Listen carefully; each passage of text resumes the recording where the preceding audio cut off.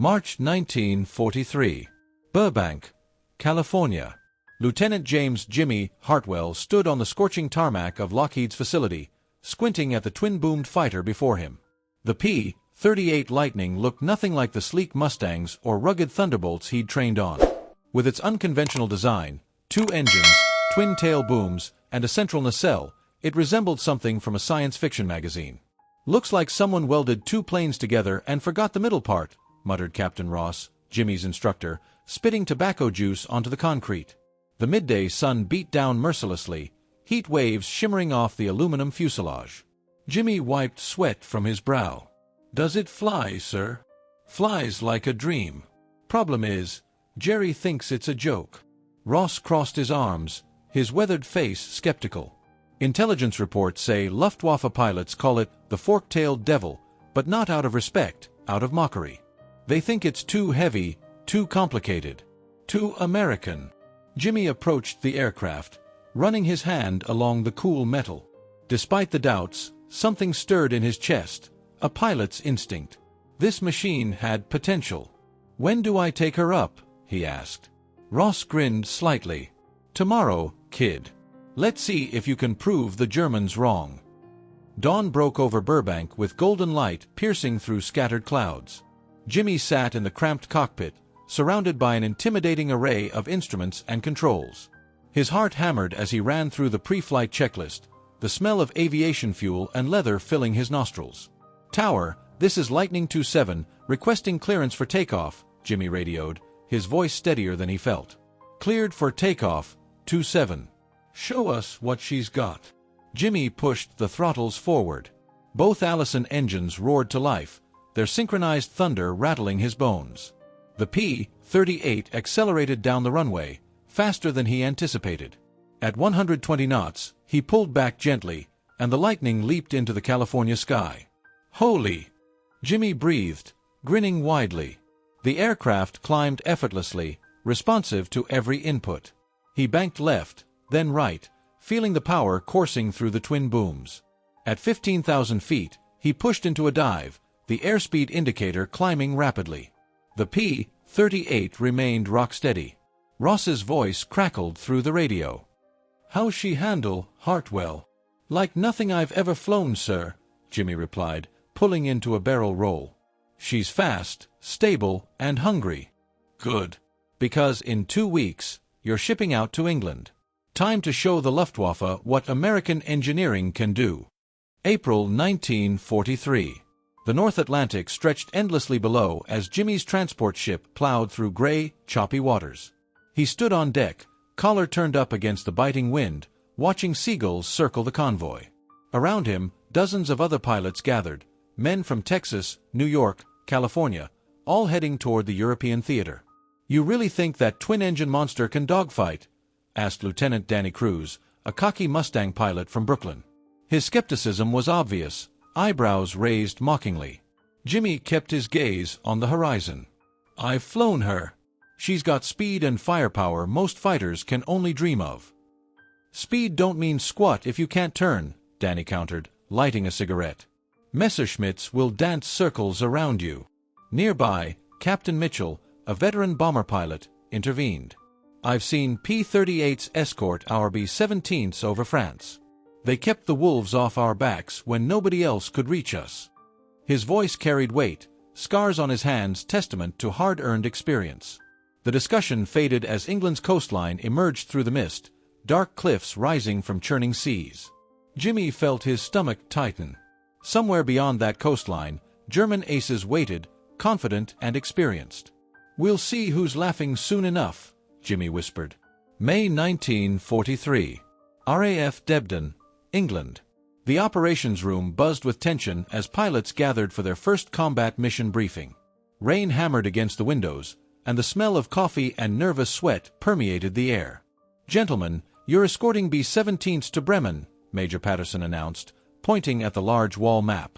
"Expect heavy resistance, 109s, 190s, the whole Luftwaffe welcoming committee."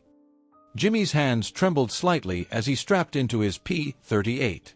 Around him, ground crews worked frantically, fueling aircraft and loading ammunition belts. His gunner, Sergeant Williams, gave him a thumbs-up before securing the cowling. "Lightning flight, form up on me," came the squadron leader's voice over the radio.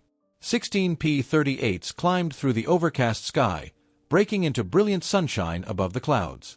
Below, dozens of bombers droned toward Germany, vulnerable and slow.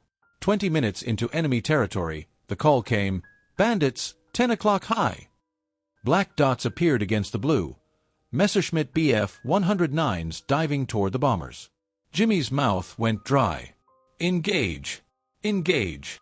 He pushed the throttles to war emergency power. The P-38 surged forward, closing rapidly on the German fighters. His first combat. This was real. His finger hovered over the trigger, adrenaline flooding his system as the battle began. The sky exploded into chaos. Tracers streaked through the air like deadly fireflies as German fighters weaved through the bomber formation. Jimmy locked onto a Bf-109 attacking a struggling B-17, black smoke already trailing from the bomber's No. 3 engine. "Brake left! Brake left!" someone screamed over the radio. Jimmy's training took over. He dove, cutting off the 109's attack angle. The German pilot, caught off guard by the P-38 speed, tried to brake right, too late. Jimmy's 4.50 caliber machine guns and single 20mm cannon erupted, converging streams of fire shredding the 109's wing.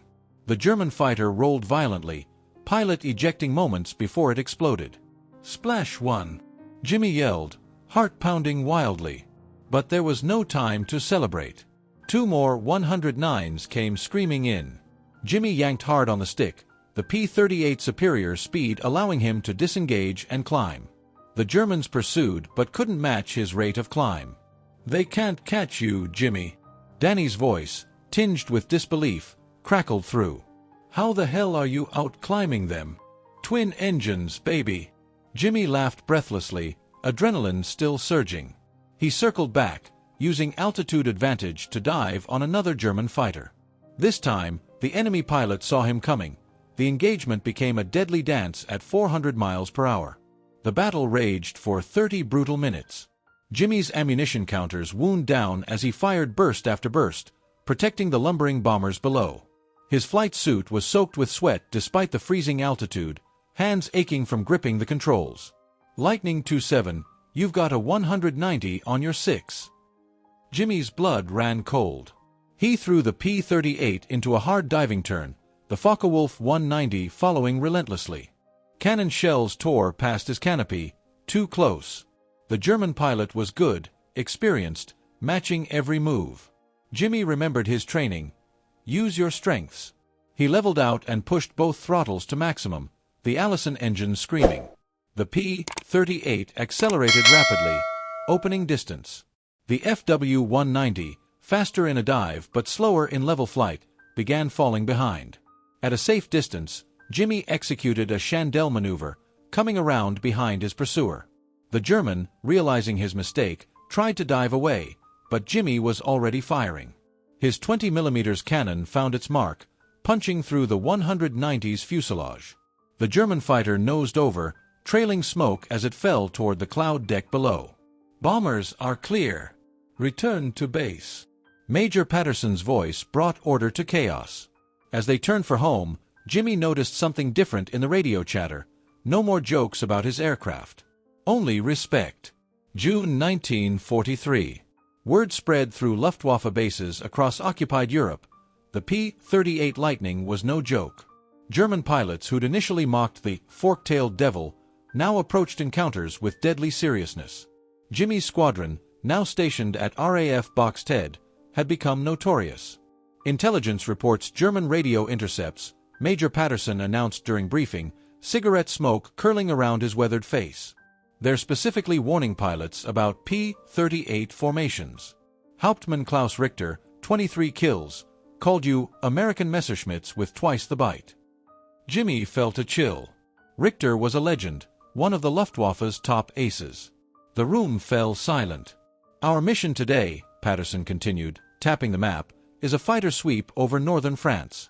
We're hunting hunters. Specifically, we're going after their ace units." The irony wasn't lost on anyone. The aircraft Germans had laughed at was now actively hunting their best pilots. 2 hours later, Jimmy led his flight over the French countryside. Patchwork fields stretched below, scarred by war.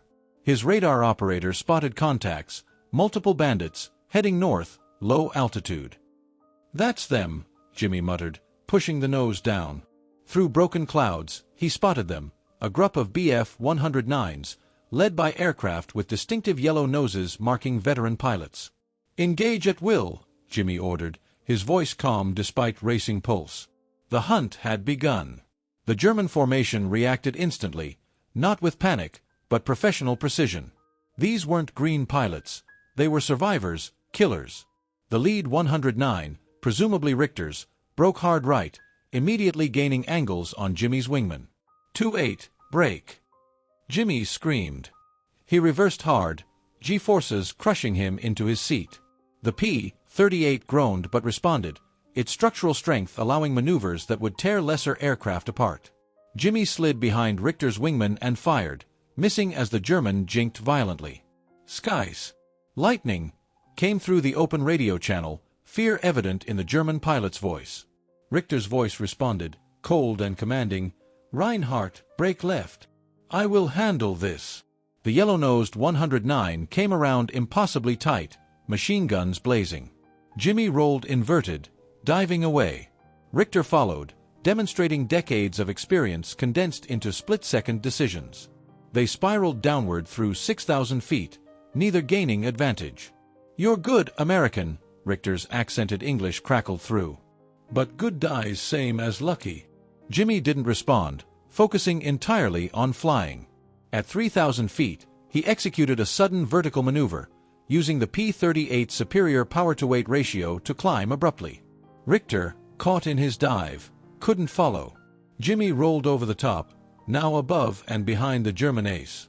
His finger pressed the trigger. Time seemed to freeze. Jimmy's tracers walked toward Richter's aircraft, brilliant streams of destruction converging. The German ace, sensing death, threw his 109 into a desperate snap roll, but he was milliseconds too slow. 20mm cannon shells hammered into the Messerschmitt's engine cowling. Black smoke erupted immediately, oil streaming back over the canopy. The engine coughed, sputtered, then seized. Richter's fighter began falling, trailing smoke like a funeral shroud. "He's going down." Danny's voice, awed and horrified simultaneously. Jimmy watched the 109 descend, waiting for the canopy to jettison, for the parachute to blossom. Nothing. The aircraft continued its death spiral, spinning toward the French countryside below. At 1,500 feet, the canopy finally flew off. Richter's form tumbled clear, parachute deploying seconds later. He would survive to fight again, or perhaps spend the war in Allied captivity. Around them, the remaining German fighters disengaged, diving away toward their bases. The psychological impact was immediate and devastating. Their ace, their leader, defeated by the aircraft they'd mocked. "Lightning flight, reform on me," Jimmy ordered, his voice shaking slightly. He'd just shot down one of Germany's finest. As they turned toward England, Major Patterson's voice came through. "Outstanding work, Hartwell. Command is very pleased." "Very pleased indeed." August 1943. The P-38 Lightning's reputation was no longer questioned.